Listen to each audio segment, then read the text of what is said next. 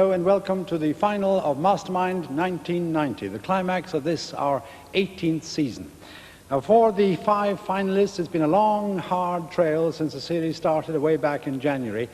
And tonight, they've come here to Glasgow to do battle for the ultimate honour. Now, it's a matter of particular pleasure to me that the final should be held in my home city, and especially in this year, when Glasgow is celebrating the title of being the European City of Culture. And gracing our proceedings this evening, we have the Lord Provost of Glasgow, Mrs. Susan Baird.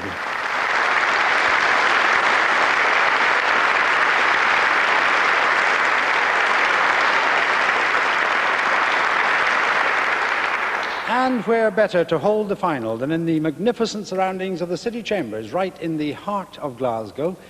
The city was granted its charter by William the Lion, King of Scotland in the 12th century, and a lunette of the occasion forms a backdrop to the banqueting hall full of Victorian splendour. And the whole spectacular building was inaugurated by Queen Victoria herself in 1888.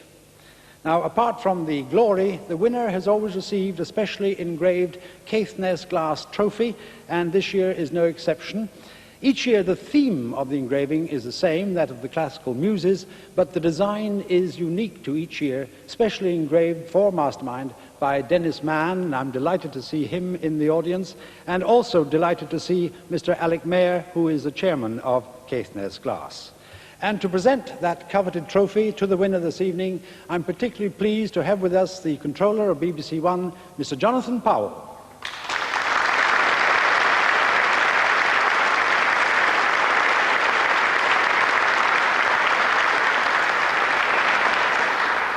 So now the stage is set for the final of Mastermind, and I would like to bring on the players, the 5 finalists.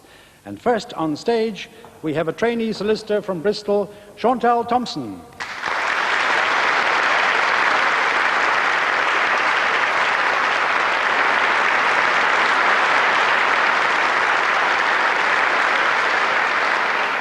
And next, a civil servant from London, Paul Webwood.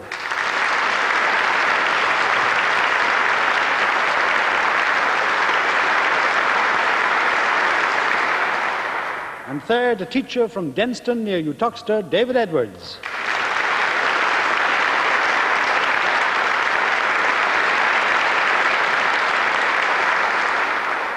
A technical writer from Leeds, Helen Grayson.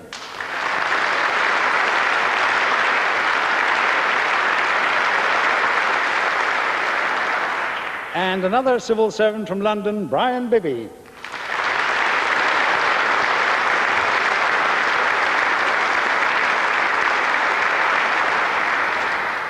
So these then are our finalists, and remember that in the final the contenders may revert to the original specialist subject they offered in the first round, or they can choose an altogether new subject for the final. And this evening the specialized subjects are the composer Verdi, the writer Mary Wollstonecraft, the scientist James Clerk Maxwell, the history of the Labour Party, and the Roman politician and orator Cicero. So may I have our first finalist, please?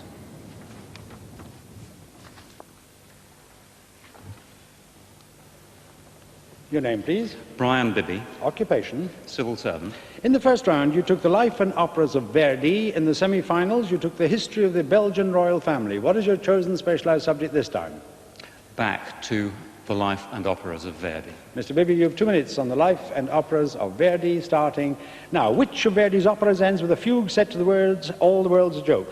Falstaff. Correct. What was the title of the rewritten opera Stephelio when it was revived at Rimini in 1857? Aroldo. Correct. King for a Day was hissed off the stage at La Scala. Under what title was it later a success in Venice? Un giorno di regno. No, The False Stanislaus. Who was the La Scala impresario who commissioned Verdi's first operatic successes? Merelli. Correct. What was the first of Verdi's operas that was not given its premiere at La Scala Milan? It was a pass. Which of his predecessors did Verdi praise in a letter for his long, long, long melodies such as no one wrote before him? Beethoven. No, Bellini. Which of Verdi's operas has a libretto which begins, "When I read Plutarch, I feel bored and disgusted with his decadent age"? Masnadieri. Correct. In the original version of Don Carlos, to whom does Elizabeth bid farewell in the romance O ma chère compagne? Arenberg. Correct. Who completed the libretto of Il Trovatore after the sudden death of Salvatore Camerano in July 1851? Bardare. Correct. Which soprano created the eponymous role of Verdi's opera Joan of Arc at La Scala in 1845? Frezzolini. Correct. Verdi's Macbeth, Othello and Falstaff were based on Shakespearean plays. Which Shakespeare play did Verdi repeatedly consider but never complete? King Lear. Correct. In The Masked Ball, what was the original name given to the principal baritone before it was changed to Renato? Ankerström. Correct. In which of Verdi's operas does the third act close with a tenor jumping from a balcony? La Battaglia di Legnano. Correct. Which was the last Verdi opera to be set to a libretto by Piave? La Forza del Destino. Correct. On which of Schiller's works did Verdi draw for a comic scene in The Force of Destiny? Wallenstein's Lager. Correct. Of which character did Verdi insist that he absolutely must be a libertine? The Duke of Mantua. Correct. At Verdi's funeral procession in 1901, what did the onlookers spontaneously begin to sing? Va Pensiero. Correct. Which French librettist introduced Verdi to Mariette's synopsis, which eventually provided the plot for Aida? And you may answer. Camille Dulocle. Is correct. And at the end of that round, Mr. Bibby, you have scored 15 points.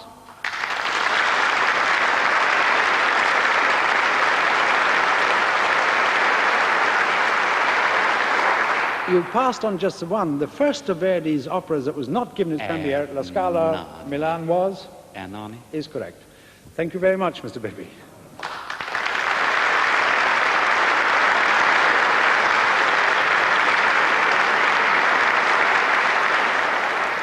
And our second finalist, please.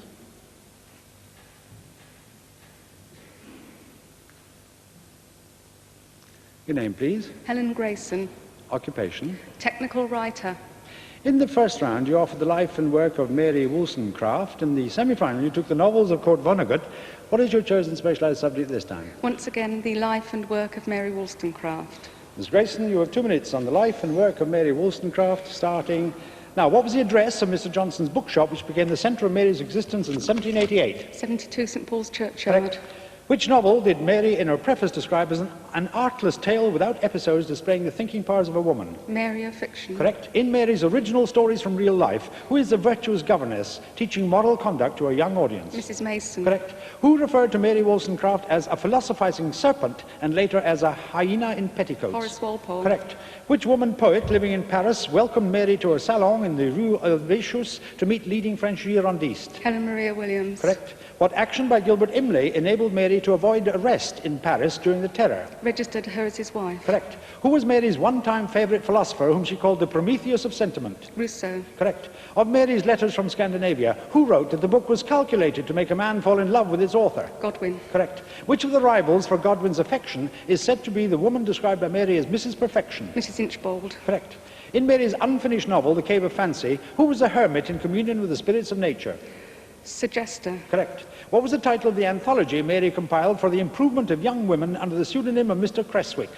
Original stories. No, The Female Reader. Where in France was Fanny, Mary's child by Gilbert Imlay, born? Le Havre. Correct. In The Rights of Woman, to which virtue did Mary dedicate a chapter describing it as a sacred offspring of sensibility and reason? Virtue. No, modesty.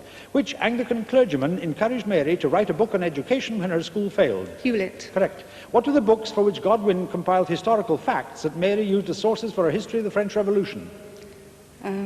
Pass. What was the title of the book in posthumous works which Mary had planned as the first of a series of readers? Lessons for Children. Yes, all for Fanny. At which church was Mary married in 1797 and within that same year buried in its churchyard? St Pancras. Correct. For a journey to which destination did Mary receive a fulsome testimonial from Gilbert Imlay?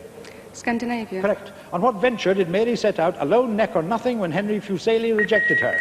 She went to Paris. She went to Paris is right. And at the end of that round, Ms. Grayson, you have scored 16 points.